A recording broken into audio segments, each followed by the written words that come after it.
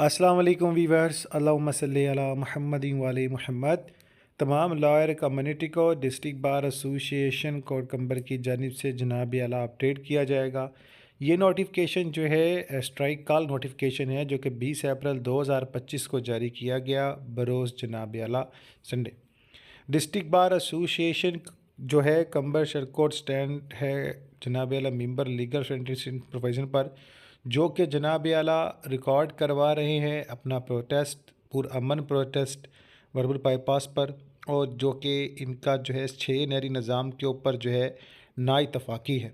तो आप सबको अपडेट कर दूं कि सिंध बार कौंसिल जनाब मोहतरम ने जनाब आला अभी एक इत्तेहादी नोटिफिकेशन जारी किया, जिसके मुताबिक सस्पेंशन ऑफ कोर्ट वर्क के हवाले से है कि 21 अप्रैल 2025 बरोज़ पीर को जनाब आला, जब तक गवर्नमेंट का कोई इनके पास जो है एक्सेप्टेशन नहीं आता, जनाब आला 6 कैनाल्स इश्यूज़ पर जनाब आला ये कायम रहेंगे, जो कि इनकी नज़र में गैर कानूनी इंस्ट्रक्शन है। और इन्होंने कहा कि इस हवाले से कि डिस्ट्रिक्ट बार एसोसिएशन कंबर कोर्ट के जो कोर्ट प्रोसीडिंग होगी, इस दिन फुल डे सस्पेंशन होगा। कोई भी एक लॉयर किसी भी अदालत में पेश ना होगा।